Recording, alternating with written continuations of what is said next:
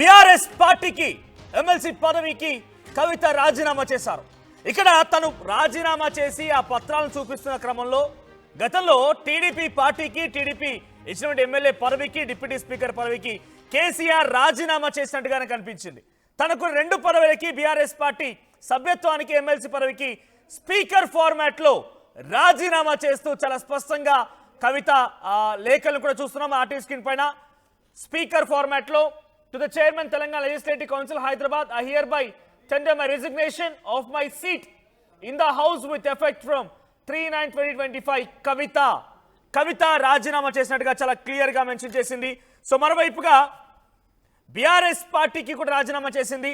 So ఎవరో వచ్చి గుంటనక్క మమ్మల్ని మొత్తాన్ని విడగొట్టాలని చూసింది, మా కుటుంబాన్ని విచ్ఛిన్నం చేయాలని చూసింది.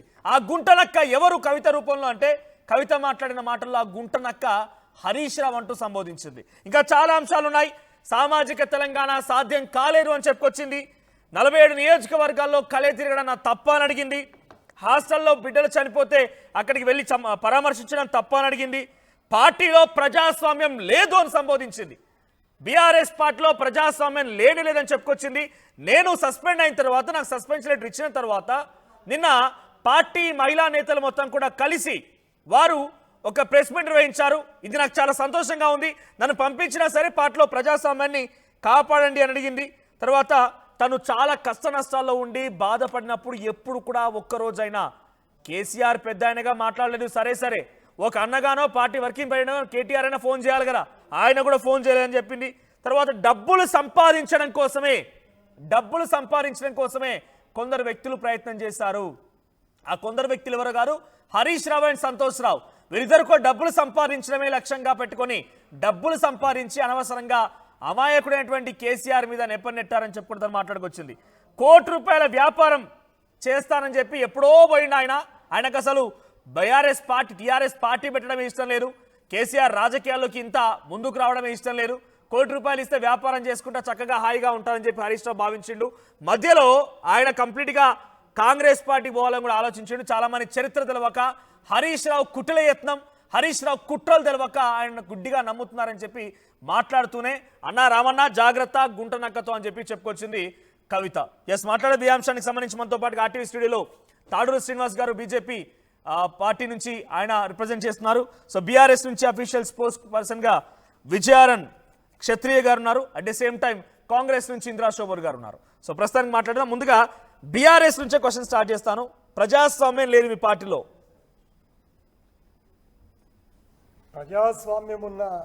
అంతర్గత ప్రజాస్వామ్యం ఉన్న ఏకైక పార్టీ బీఆర్ఎస్ పార్టీ. ఈరోజు కవితమ్మ గారిని చూస్తూ ఉంటే మాకు బాధ వేస్తూ ఉన్నది, అలాగే మరి జాలి కూడా వేస్తూ ఉన్నది. ఎందుకనంటే తెలంగాణ కేసీఆర్ బీఆర్ఎస్ పార్టీ శత్రువులు పన్నినటువంటి ఒక కుట్రజాలంలో ఆమె ఇరుక్కుపోయి ఈరోజు బ్లాక్మెయిలింగ్ చేస్తున్నటువంటి Bharatiya Janata party, Congress party, shadow party అయిన తెలుగుదేశం పార్టీ, చంద్రబాబు నాయుడు గారు నియమించినటువంటి రేవంత్ రెడ్డి గారి దుష్ట చతుష్టయం వలలో చిక్కినటువంటి కవితమ్మ గారు ఆ విధంగా మాట్లాడుతూ ఉంటే మాకు చాలా బాధేస్తాం. నా క్వశ్చన్ ఒకటే, ప్రజాస్వామ్యం ఉందా లేదా?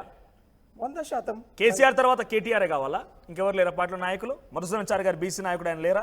ఎస్సీలో నుంచి ఎవరు లేరా? ఆర్ఎస్ ప్రవీణ్ కుమార్ గారు వచ్చారు కదా పాపం, దళిత బిడ్డ, ఎస్సీ నుంచి. అట్ ద సేమ్ టైం ఆయన ఐపీఎస్ ఆఫీసర్గా పనిచేసారు, అన్ని రకాల అనుభవం ఉన్న వ్యక్తి. వీళ్ళెవరికి వర్కింగ్ ప్రెసిడెంట్ అర్హత లేదో, కేటీఆర్ మాత్రం అర్హత ఉన్నదా? అయితే దీంట్లో అర్హత విషయంలో ఎప్పుడైనా కూడా భారతదేశంలో కానీ ప్రపంచంలో కానీ పార్టీల మొత్తం ప్రయాణాలను దాన్ని ఉద్భవించిన ఒక పద్ధతిని గమనించాల్సిన అవసరం ఉంటుంది. ఈరోజు లేదా అని అంటే ఉండవచ్చు, కానీ దానికి ప్రియారిటీ వైజ్ కాబట్టి వాళ్ళకి హక్కు లేదు. అట్లా లేదు. తెలంగాణ ఉద్యమం 75 ఏళ్ల చరిత్రను మనం చాలా చక్కగా గమనించినప్పుడు ఇదే భారతీయ జనతా పార్టీ కూడా ఉన్నది, ఆ సందర్భంలో కాంగ్రెస్ పార్టీ కూడా ఉన్నది, తెలుగుదేశం పార్టీ కూడా ఉన్నది, ఇంకా ఆయా పార్టీలు ఉన్నాయి. ఆయా పార్టీలు ఉన్నటువంటి తెలంగాణ నాయకులు ఆనాడు లేరా తెలంగాణ ఉద్యమాన్ని ముందర నడిపించడానికి? కేసీఆర్ గారి అవసరమైనరా?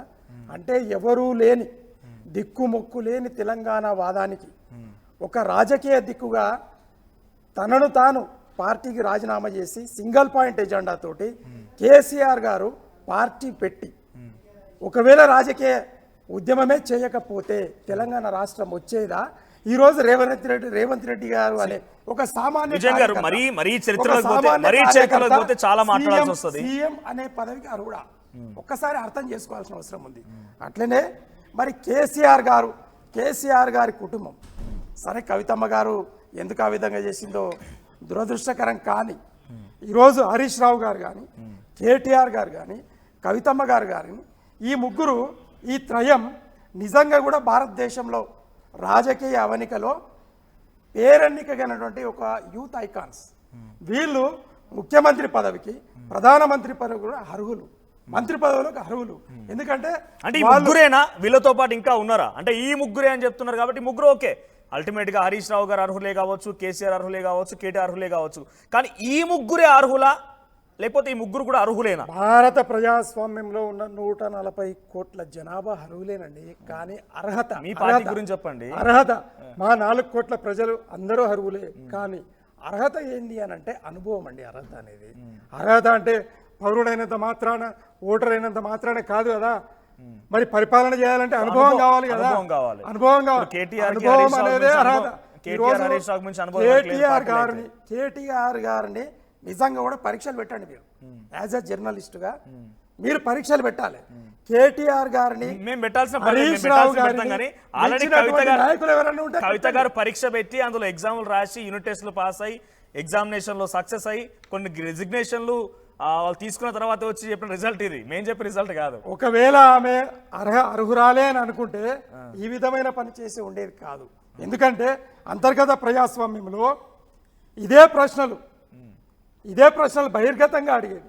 కుటుంబంలో అడగొచ్చు కదా, అదే పార్టీ సమావేశాలలో అడగొచ్చు కదా. అవసరమా? లేఖ రాస్తే లేఖనే విడుదల చేశారు కదా, బయటకు లీక్ చేశారు కదా.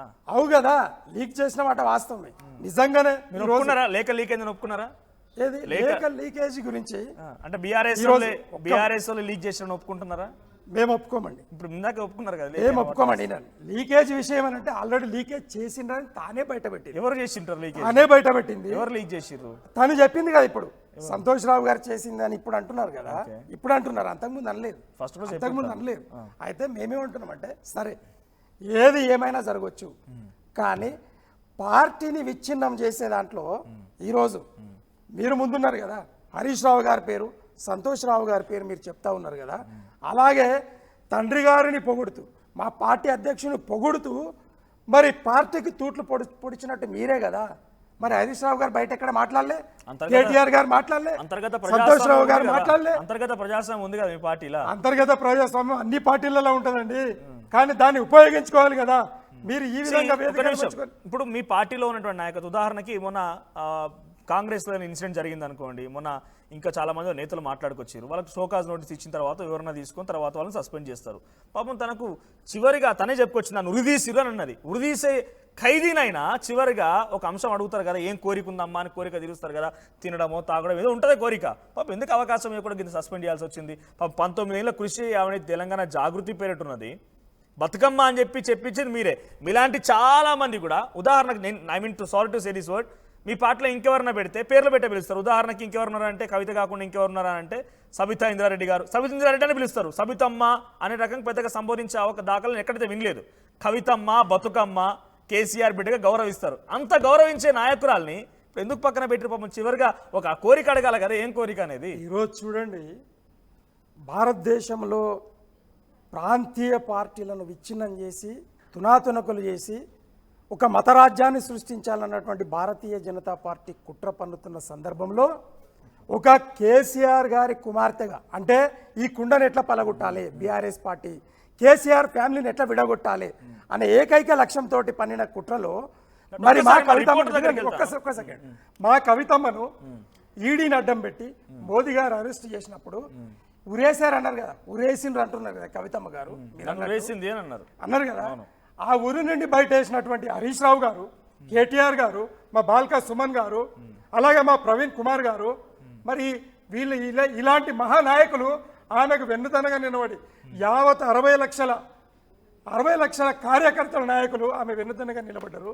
కేసీఆర్ గారు అభిమానులు వెన్నుదన్న నిలబడి ఆమెను బయటేస్తే ఈ రోజు నన్ను ఉరేసి ఒక్కసారి అసలు జనరల్ హాస్యాస్పదంగా జాగృతి కార్యాలయం దగ్గర ఎటువంటి సిచ్యువేషన్ చూద్దాం మధు. సో జాగృతి కార్యాలయం దగ్గర ఎటువంటి సిచ్యువేషన్ నెలకొంది? ప్రెసెంట్ కవిత రాజీనామా పైన బీఆర్ఎస్ రియాక్షన్ ఏంటి? ఇది ఊహించిందే, పెద్దగా అంత సెన్సేషన్ లేదు, కానీ తను చెప్పిన మాటల్లో హరీష్ రావుని గుంట నక్కతో పోల్చింది. ఎలా చూడాలి? ఎగ్జాక్ట్లీ మేక వండిన పులులు అంటూ స్టేట్మెంట్ చేశారు హరీష్ పైన, సంతోష్ రావు పైన. వాళ్ళే అత్యంత ప్రమాదకరం ఈరోజు పార్టీ పరిస్థితికి. ముఖ్యంగా ఈరోజు కుటుంబాన్ని విచ్ఛిన్నం చేస్తూ ఉన్నారు. అందులో మొదటి వికెట్గా నన్ను టార్గెట్ చేశారు, నా తర్వాత నెక్స్ట్ రామన్నను టార్గెట్ చేస్తారు, తర్వాత కేసీఆర్ని టార్గెట్ చేస్తారు. ఆ రకంగా బీఆర్ఎస్ పార్టీని హస్తగతం చేసుకునేటువంటి కుట్ర కొనసాగుతూ ఉంది. దాంట్లో ప్రధాన పాత్రధారుడు హరీష్ రావే అంటూ సంచలన వ్యాఖ్యలు చేశారు. ఫ్లైట్లో ఒక ఢిల్లీ నుంచి హైదరాబాద్ వచ్చేటువంటి ఫ్లైట్లో, ఒకే ఫ్లైట్లో హరీష్ రావు మా ముఖ్యమంత్రి రేవంత్ రెడ్డి భేటీ అయ్యారు. దాంట్లోనే కుట్రకు బీజం పడింది. అప్పటి నుంచే కుట్ర కొనసాగుతూ ఉంది. హరీష్ పైన ఏ కేసు నమోదైనా అది డిజపియర్ అయిపోతుంది. సంతోష్ రావు పైన ఏ కేసు నమోదైనా డిజపియర్ అయిపోతా ఉంది. అంతర్గతంగా కుట్ర ఉంది. ఆ కుట్రను కేసీఆర్ గ్రహించలేకపోతున్నారు అంటూ మాట్లాడుతూనే, తండ్రి నాన్న గమనించండి, మీ చుట్టుపక్కల మొత్తం కుట్ర కొనసాగుతుంది, వాళ్ళు బయటికి కనిపించేంత మంచి వాళ్ళు కాదు అంటూ కవిత స్టేట్మెంట్ చేశారు. నిజంగా సంచలన స్టేట్మెంటే అది. హరీష్ అందుబాటులో లేరు ప్రస్తుతం హైదరాబాద్లో. 4th రేపు రిటర్న్ కానున్నారు లండన్ నుంచి హరీష్ రావు. తర్వాత హరీష్ రావు కూడా మాట్లాడాల్సినటువంటి తప్పని పరిస్థితి కవిత క్రియేట్ చేశారు. ఖచ్చితంగా ఆయన మీడియాను ఫేస్ చేయాల్సినటువంటి సిచ్యువేషన్ ఉంది. మీడియా ద్వారా ఆయన సమాధానం చెప్పాల్సినటువంటి అవసరం ఉంది. నా పార్టీ, నా కష్టం ఉంది, అందులో నా కాంట్రిబ్యూషన్ ఉంది. హరీష్ రావు పార్టీ పెట్టిన మొదటి నుంచి హరీష్ రావు లేరు. హరీష్ రావు మధ్యలో వచ్చారు, అనుమానం ఉంది. మధ్యలో 1.5 బయటికి వెళ్ళిపోయి వ్యాపారం చేసుకుందాం అనుకున్నారు. తర్వాత నమ్మకం ఏర్పడిన తర్వాత వస్తే కేసీఆర్ క్షమించి పార్టీలోకి తీసుకున్నారు. తర్వాత పార్టీ కాస్త ఒడిదుడుకులు ఎదుర్కొంటున్నటువంటి సమయంలో, ఉద్యమ సమయంలో వైఎస్ రాజశేఖర్ రెడ్డిని కలిసినటువంటి విషయం మీ అందరికీ తెలిసిందే. సో చాలా కుట్రదారుడు, ప్రధాన కుట్రదారుడు హరీష్ రావే అనేటువంటి ఒక సంచలన కామెంట్ చేశారు. సో నాకు ఈరోజు పట్టినటువంటి గతి కర్మ సిద్ధాంతాన్ని నమ్ముతాను, దీనికి మించి అనుభవిస్తారు హరీష్ రావు. తర్వాత సంతోష్ రావు అంటూ స్టేట్మెంట్ చేశారు. లోపాయికారి ఒప్పందం ఉంది ముఖ్యమంత్రి రేవంత్ రెడ్డితో, ఇంటర్నల్గా ఉంది. అసలు దుబ్బాకలో ఓటమికి బై ఎలక్షన్కి కారణం హరీష్ రావు, హుజురాబాద్లో బై ఎలక్షన్కి కారణం హరీష్ రావు. ఈరోజు పార్టీలో నుంచి బయటికి వెళ్ళిన ప్రతి ఒక్కరికి వెనకాల హరీష్ రావే ఉన్నారు, వారు పార్టీలో నుంచి బయటికి వెళ్ళడానికి అంటూ ఆమె జగ్గారెడ్డి, ప్రస్తుత వర్కింగ్ ప్రెసిడెంట్, మాజీ ఎమ్మెల్యే, కాంగ్రెస్ పార్టీకి సంబంధించిన ఆయన పేరుతో సహా ఆమె చెప్పారు. జగ్గారెడ్డి పార్టీ నుంచి బయటికి పోవడానికి కారణమే హరీష్ రావు. తర్వాత విజయరామారావు, విజయశాంతి, ఈటల రాజేందర్, వీరందరి వెనకాల బయటికి వెళ్ళడానికి కుట్ర చేసిందే హరీష్ రావు అంటూ సంచలన ఆరోపణలు చేశారు. సో ఒక్కటే ఇన్సిడెంట్ ఒక్కటే కాదు, ఇంకా చాలా ఉన్నాయి, ఇప్పుడు చెప్పదలుచుకోలేను. ఇప్పుడు కేవలం రాజకీయ పరమైనటువంటి అంశాలనే మెన్షన్ చేస్తా ఉన్నాను. పొలిటికల్ కాన్స్పిరెన్సీ, రాజకీయ కుట్రకు సంబంధించిన అంశాలనే బహిర్గతం చేస్తా ఉన్నాను. ఇంకా ఇంటర్నల్ గా చాలా ఉన్నాయి, ఇప్పుడు చెప్పదలుచుకోలేదు. మధ్యలో మాట్లాడుతూ 2018 అసెంబ్లీ ఎన్నికల్లో 25 మంది ఎమ్మెల్యేలకి బీఆర్ఎస్ పార్టీ ఇచ్చిన ఫండింగ్ కాకుండా అదనంగా హరీష్ ఫండింగ్ ఇచ్చారు. అంటే దీన్ని ఎలా అర్థం చేసుకోవాలి? ఆ ఎమ్మెల్యే అందరితో హరీష్ రావు ఏదైనా కొత్త కుంపటి పెట్టాల ఆలోచనతో ఉన్నారా, లేదంటే ఏదైనా వెళ్ళాలని ఒక ఆలోచనతో ఉన్నారా? అంటే ఈ రకమైనటువంటి వర్డ్స్ కోట్ చేయడం మూలంగా కవిత ఏ రకంగా పబ్లిక్ అర్థం చేయించాలనుకుంది, దాని ఉద్దేశం ఏంటి? ఎగ్జాక్ట్లీ, అంటే కేసీఆర్కు ఈగంతా కూడా హాని తలపెట్టేటువంటి ఆలోచన మా మదిలో రాదు. ఆయన తండ్రి పార్టీ ప్రెసిడెంట్, తెలంగాణ కోసం తప్పించినటువంటి వ్యక్తి. దాంట్లో ఎప్పుడు పార్టీకి కానీ కేసీఆర్ కానీ ఎలాంటి నష్టం చేయాలనే ఆలోచన కలలో కూడా ఉండదు, ఆ నైజం కాదు అంటూ మాట్లాడుతూనే కేటీఆర్ కూడా చురకలించారు. అన్న రామన్న, నా గురించి మీకు తెలీదా, నేను నష్టం చేస్తానా, పార్టీ ఆఫీసుకు వచ్చే నేను అక్కడ జరుగుతున్న నష్టానికి సంబంధించినటువంటి విషయం పైన నేను వాపోతే కూడా కాల్ చేయలేదు. సో ఇంత జరుగుతుంటే నేనెందుకు కుట్ర చేస్తాను, అసలు పార్టీ మీద కుట్ర చేస్తుంది వీళ్ళు. సిరిసిల్లలో నేరేళ్ల ఘటన రాష్ట్రాన్ని ఊరుతలు ఉంచింది, ఊపేసింది, ఒక ఉద్యమంగా మారింది వాస్తవానికి సంబంధించినటువంటి అంశం అది ఆ టైంలో, బీఆర్ఎస్ టైంలో. సో దాని వెనకాల కూడా సంతోష్ రావు ఉన్నారు. ఆయన ఇసుక దందా చేస్తే ఆ నేరం అంతా దానికి సంబంధించినటువంటి అపవాదంతా కేటీఆర్ తీసుకునేటువంటి పరిస్థితి ఉంది. 7 రోజులు 7 కుటుంబాలని వాళ్ళని 3rd డిగ్రీ చేసి టార్చర్ చేశారు. సో దాని వెనకాల ఉంది సంతోష్ రావు అయితే అపవాదు మోసింది పార్టీ కేటీఆర్. సో ఇవన్నీ కుట్రలు ఉన్నాయి, బహిర్గతం చేస్తా ఉన్నానంటూ స్టేట్మెంట్ చేస్తా ఉన్నారు. రేవంత్ రెడ్డితో హరీష్ రావుకి ఇంటర్నల్ ములాఖత్ ఉంది. ఎందుకంటే కాళేశ్వరంలో కేసీఆర్ ని టార్గెట్ చేస్తున్నారు, హరీష్ రావును వదిలేస్తా ఉన్నారు. సో వీటన్నిటికి సంబంధించిన విషయంలో సంచలన వ్యాఖ్యలు చేశారు కవిత.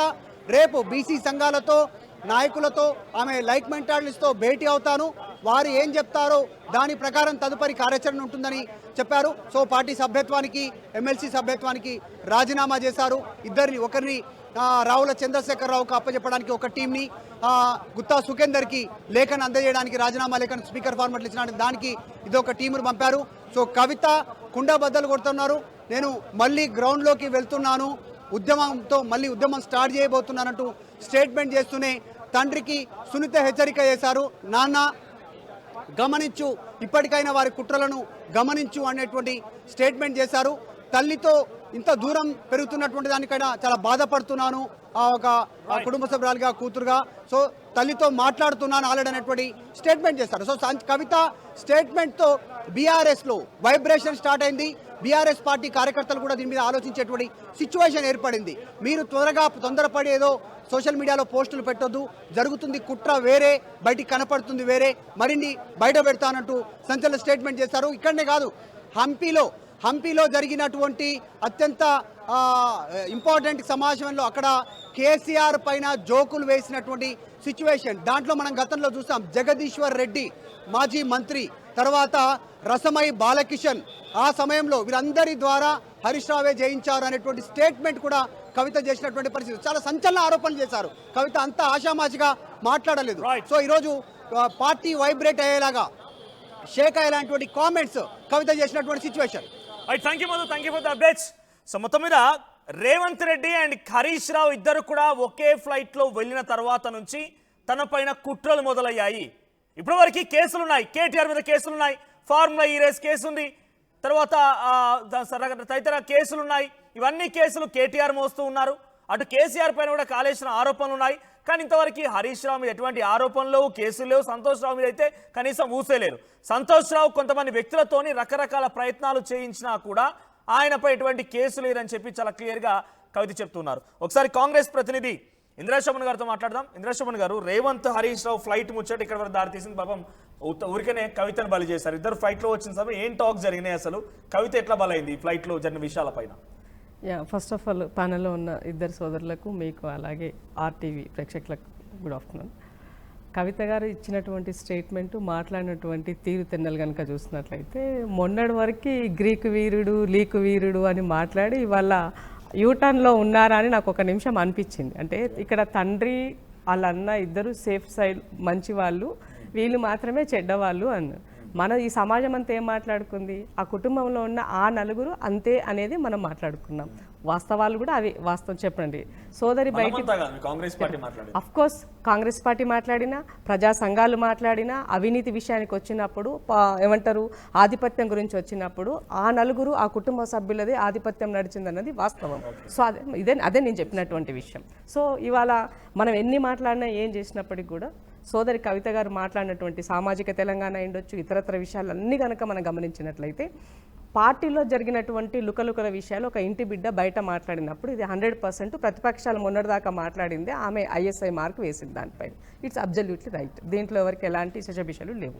అయితే ఇక్కడ మాట్లాడినటువంటి నిన్నటి నుంచి తీసుకొని మాట్లాడుతున్నటువంటి దానికి మనం గమనించినట్లయితే 3 రోజుల నుంచి వచ్చేదానికి ఓన్లీ ఇదంతా కూడా అంటారు హరీష్ రావు గారికి, సంతోష్ రావు గారికి మాత్రమే కుటుంబ సభ్యుల మధ్య అంటే ఆ పార్టీని ఆయన దాన్ని తీసుకోవడం కోసం మాట్లాడుతున్నారన్న విధంగా చెప్తున్నారు. ఇక్కడ మీ ఇంటి పంచాయతీ ఉంటే మీరు తెలుసుకోవాలా. ఇవాళ కాంగ్రెస్ పార్టీ సంబంధించినటువంటి ఈ రాష్ట్ర ముఖ్యమంత్రికి ఏం సంబంధం అని అడుగుతున్నాను. ఫ్లైట్లో పోయారు అని అంటే పోయినారా లేరా ఎవిడెన్స్ ఏమీ లేదు, ఆమె దగ్గర ఏమనంటే చూపిండొచ్చు. ఒకవేళ పోయినారు అని మనం కాసేపు అనుకున్నప్పటికీ కూడా ఎవరైనా కూడా న్యాచురల్గా జనరల్గా ఉండే ఫ్లైట్లలో వెళ్తారు. వెళ్ళినంత మాత్రాన వాళ్ళతో మాట్లాడి ఆయన ఇచ్చిన స్కెచ్ ప్రకారంగా ఆయన మూవ్ అయ్యాడంటే నవ్వుతారు ఎవరైనా. హరీష్ రావు అనేటువంటి వ్యక్తి అయినా పోనీ మొన్నటిదాకా కవితని వాళ్ళ పార్టీ వాళ్ళు ఏం చెప్పినారు, వాళ్ళ అన్న కూడా కొన్ని సందర్భాల్లో ఇండైరెక్ట్ కూడా చెప్పినారు. సో దీని వెనక రేవంత్ రెడ్డి గారే ఉన్నారని మాట్లాడారని వాళ్ళు కూడా చెప్పినారు. మరి రేవంత్ రెడ్డి గారు చెప్పినట్టు నడుచుకొని ఇవన్నీ నువ్వు బయట పెట్టి మాట్లాడినావా అని అడుగుతున్నాను నేను. సో మనం మాట్లాడేటప్పుడు కూడా పొలిటికల్ లైన్లో అవతల వాడు నమ్మే విధంగా ఉండాలి, నమ్మశక్యంగా ఉండాలి. నీ కుటుంబాన్ని ముక్కలు చేసింది నువ్వు. కాళేశ్వరం 3 పిల్లర్లు ఏ విధంగా 3 ముక్కలు అయ్యిందో ఇవాళ నీ ఇల్లు నీ కుటుంబం కూడా నీ పార్టీని కూడా 3 ముక్కలు నువ్వు చేసినావు. చేయడానికి కారణము నువ్వే కర్త కర్మక్రియ. మీ నాయన చేసిన పనులు, మీ అన్న చేసిన పనులు, మీ బావ చేసిన పనులు, మీ చిన్నన్న చేసిన పనులు అన్ని నువ్వే బయట చెప్పి మాట్లాడినావు కదా. సో దానికి మమ్మల్ని ఎందుకు బాధ్యులను చేస్తున్నావు అంటున్నాను నేను. కాళేశ్వరం పైన ఆరోపణల విషయంలో కేసీఆర్ పై ఆరోపణలు వస్తున్నాయి. కేసీఆర్ పైన కేసీఆర్ సిద్ధంగా అయ్యారు. కానీ హరీష్ రావు విషయంలో, భూ కబ్జాలు చేసినటువంటి సంతోష్ రావు విషయంలో కూడా ఎందుకు కేసులు లేవు? తప్పకుండా కేసులు ఉంటాయి. కేసులను అంత ఈజీగా ఈయన పక్కకు తప్పించే పరిస్థితి ఉండదు. రెండో విషయం ఏంది అని అంటే ఇవాళ కేసీఆర్ అనేటువంటి వ్యక్తి పార్టీ ప్రెసిడెంట్. గత ప్రభుత్వంలో అన్ని నిర్ణయాలు కేసీఆర్ ద్వారానే జరిగినాయి. కాబట్టి ఫస్ట్ ప్రథమ ముద్దా ఎవరు ఉంటారు? కేసీఆర్ గారే ఉంటారు. రెండోరు ఎవరు ఉంటారు? కేటీఆర్ అనేటువంటి పార్టీ ప్రెసిడెంట్. ఆయన డైరెక్ట్గా ఇన్వాల్వ్ అయ్యి షాడో సీఎంగా పనిచేసినటువంటి అంశాల పట్ల ఈ ప్రభుత్వం ఎంక్వైరీ చేసిన దాంట్లో ముందు పెట్టినారు. నెక్స్ట్ ఇరిగేషన్కి వచ్చినట్లయితే ఇరిగేషన్లో హరీష్ రావే, కేసీఆర్ తర్వాత మొత్తం అన్ని హరీష్ రావు గారే. ఇవే విషయాలు ప్రభుత్వం తీసుకుంది తప్ప ఇక్కడ రేవంత్ రెడ్డి గారి పర్సనల్ ఇంటెన్షన్ ఏముంటుంది, కాంగ్రెస్ పార్టీ పర్సనల్ ఇంటెన్షన్ ఏముంటుంది అని అడుగుతున్నా. తెలంగాణ ప్రజల సొమ్ము ఎట్లా దోచుకొని ఎట్లా దాచుకున్న దానికి వాళ్ళ ప్రశ్న. ఇవాళ సిబిఐ ఎంక్వైరీ చేసినప్పుడు ఇవాళ నా సోదరి కవిత దగ్గర నుంచే మొదలు పెట్టాలని నేను అడుగుతున్నాను. ఎందుకనంటే ఆ కుటుంబంలో ఫస్ట్ అన్ని రహస్యాలు తెలిసిందని నువ్వే కాబట్టి తప్పకుండా నీ ద్వారా అన్ని మొదలుపెట్టి ఇవన్నీ జరగాల. ఆడలేక మధ్యలో బాలేనట్టుగా మీ యొక్క రాజకీయంలో మీ యొక్క కుంపట్లో మరి దోచుకొని దాచుకున్న డబ్బుల్లో వాటాలు చక్కగా రానందుక ఈ కుంపట్ అన్నది కూడా ఈ సమాజం మాట్లాడుకుంటుంది కదా. సో ఇవాళ ఎవరు ఎన్ని చెప్పినా ఏం మాట్లాడినా కూడా కవిత గారు చెప్పేటువంటి మాటలకి, కవిత మాట్లాడి పార్టీ మీద కాంగ్రెస్ పార్టీ పైన ముఖ్యమంత్రి గారి పైన చేసే ఆరోపణల పైన పసలేదు, సానిడిటీ లేదని తెలియజేస్తున్నా. ఇవాళ మా సోదరు ఇంకేమో మాట సామాజిక తెలంగాణ గురించి మాట్లాడిన దాంట్లో మా నాయన దళితులకు భూమి ఇచ్చినాడు కాబట్టి ఇది సామాజిక తెలంగాణ కోసం కాదా, మా యొక్క ఉత్పత్తి కులాలకు, మా బీసీ కులాలకు సంబంధించిన దాంట్లో వాళ్ళకి ఏదో చేయాలని ఒక ప్రయత్నం చేశాడు, అది సామాజిక తెలంగాణ. ఆ రోజు మాట్లాడిన సామాజిక తెలంగాణ ఏ కంటెంట్లో మాట్లాడినారు మీరు? తెలంగాణ అనేది భౌగోళికంగా వచ్చింది కానీ సామాజికంగా రాలేదు, దీనికోసం నా ప్రయత్నం చేస్తున్నాను చెప్పింది ఆమె. ఇవాళ స్టేట్మెంట్ మార్చి మళ్ళీ అందుకని అంటున్నా బీఆర్ఎస్ పార్టీ నిన్న చేసినటువంటి దాంట్లో చాలా క్లియర్ కట్గా నేను ఒకటే అడగదలుచుకున్నా. గతంలో ఆల నరేందర్ గారు అయినా, విజయశాంతి గారినైనా, విజయ రామారావు అయినా కూడా, నాయక్ గారిని అయినా కూడా వీళ్ళందరినీ మీరు ఎక్స్పెల్ చేశారు, సస్పెండ్ చేయాలి, ఎక్స్పెల్ చేశారు. ఇవాళ మీరు కవిత గారు మీ పార్టీని ఇంత నష్టం చేసిందని మీరు చెప్తున్నటువంటి నేపథ్యంలో ఓన్లీ సస్పెండ్ చేశారు. మీరు సస్పెండ్కి ఎక్స్పెల్కి లాట్ ఆఫ్ డిఫరెన్స్ ఉంది. సో రేపు తండ్రి బిడ్డల బంధము, అన్నా చెల్లెల అనుబంధము వీటన్ని బలపడి మళ్ళీ తిరిగి అన్న నన్ను క్షమించి అన్న దగ్గర తీసుకోమంటే మరి వస్తారా, తీసుకుంటారా అని అడుగుతున్నాను. రాజకీయ కోణంలో ఏదో చెప్పాలి కదా తమ్మి.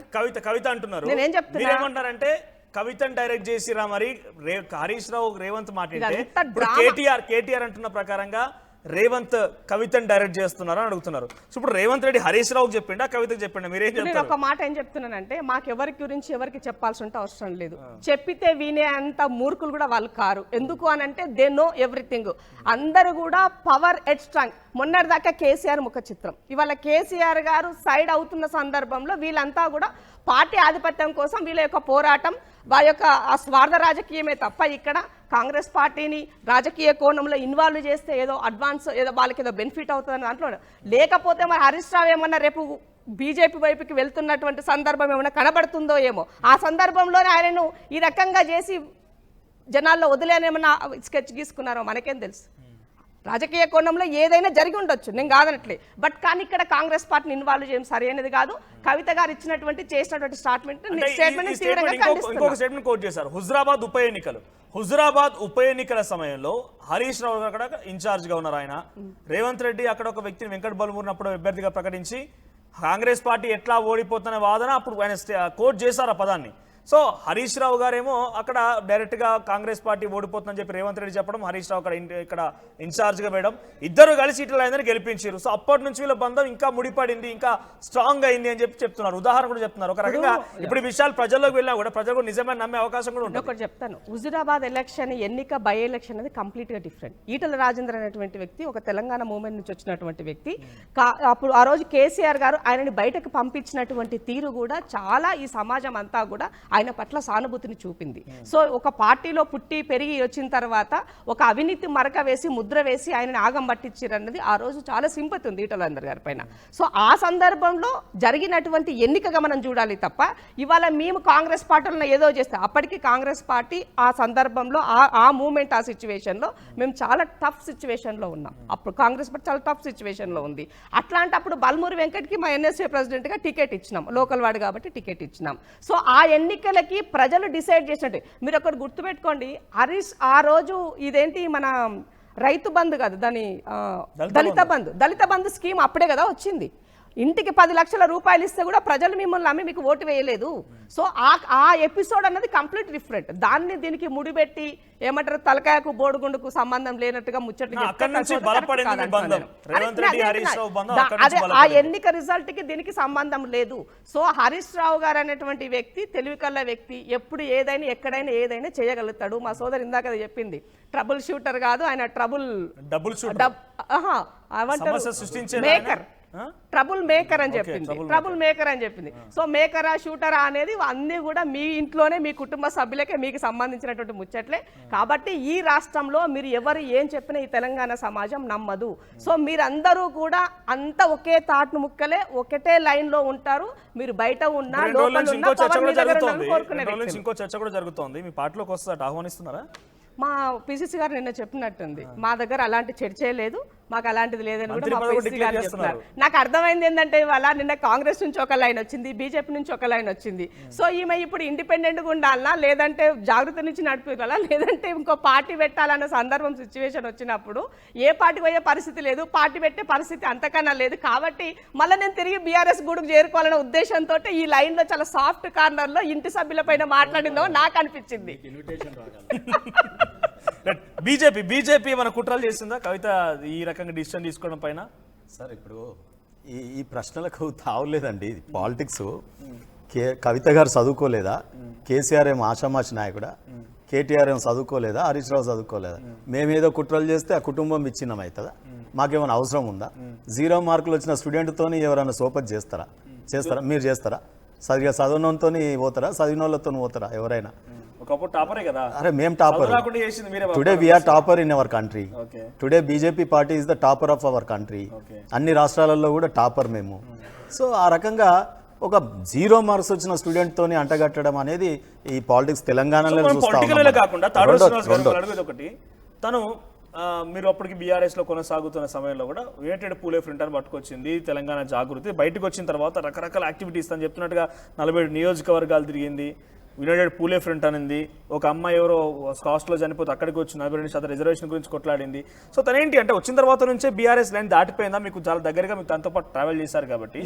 I was Phule front convener ఉంటే నేనేమంటానంటే వారు ఎంచుకున్న అంశాలు కరెక్టే, కానీ ఆ అంశాలు వారు ఎప్పుడు ఎంచుకున్నారు అనేది టైమింగ్ ఒకటి. రెండవది ఏంటంటే వారు ఎంచుకోవడం తప్పు. కొన్ని అంశాలు సామాజిక తెలంగాణ గురించి వారు ఎట్లా పోరాడతారు అనేది ఒక అంశం.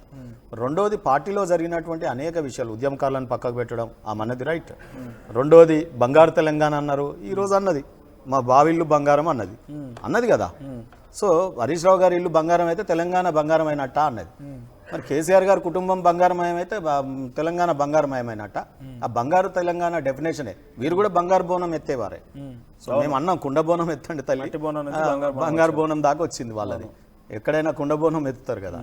సో ఆ రకంగా వీరు విపరీత చేష్టలు అంతా అంటే ఒక ఉద్యమ కుటుంబం నుండి ప్రజలు, తెలంగాణ ప్రజలు ఏదైతే ఆశిస్తారో, సింప్లిసిటీ ఆశిస్తారు, తెలంగాణ అభివృద్ధి చెందేంత వరకు వారు అనేక కష్టం పడ్డా సరే పోరాడుతున్నారు మన కోసం అనే ఒక భావన క్రియేట్ చేయాల్సినటువంటి కుటుంబం వాళ్ళు పదవుల కోసం, పైసల కోసం అర్రులు జాసి విపరీతమైనటువంటి ఒక గ్రీడ్ లాగా ఆ కుటుంబం అంతా కూడా పనిచేసింది. వారి మాటల్లోనే విన్నాం ఇప్పుడు మనం. వారు చెప్పినవి నిజంగా కూడా వాస్తవాలు, నేను కూడా చెప్తా ఉన్నా. ఎందుకంటే అంటే ఇలా డిఫరెన్షియేషన్ ఎక్కడ స్టార్ట్ అయింది అనుకోవాలి. జైలుకు పోయి వచ్చినప్పటి నుంచే జాగృతి కండువాలు కనిపించినాయి. ఒక మనం సినిమాలు చూస్తాం, బయట నిజాలు కూడా చూస్తాం, ఓ లాయర్గా మేము కూడా కేసులు చూస్తాం. 4 కలిసి దొంగతనాలు చేస్తారు. తర్వాత ఏమైతుందండి, పంచుకునే దగ్గర దొంగతనం చేసేదాకా యూనిటీ ఉంటుంది, బయటకు వచ్చేదాకా యూనిటీ ఉంటుంది. పంచుకునే దగ్గర పరేషాన్ అయిపోయి ఏం పంపకాలు వచ్చినాయి, పైసల పంపకం, పదవుల పంపకం, రెండు ఉంటాయి కదా. దానికోసం కుటుంబం కూడా ఇంత విచ్ఛిన్నం అవుతుందంటే ఆ కుటుంబం యొక్క పరిస్థితి మీరు చూడండి ప్రజలలో కానీ ఎంత ఎంతో చులకన మందిని అవుతా తన ఉంది. ఒక్క మాటతో రెండో విషయం. చూపుతో కంట్రోల్ చేసిన కేసీఆర్ సొంత కూతురుని కంట్రోల్ చేయలేకపోవడం కాదు. ఏడ కంట్రోల్ అండి, ప్రజల్లో ఒక భావన ఉండే తెలంగాణ కావాలి. ఆ రోజు సరే ఒక పొలిటికల్ పార్టీగా వచ్చారు కాబట్టి కేసీఆర్ గారు నడిచినారు. ఆ తర్వాత జేఏసీ వచ్చిన తర్వాత జేఏసీ ఆధ్వర్యంలో నడిచినారు. అంతకుముందు తెలంగాణ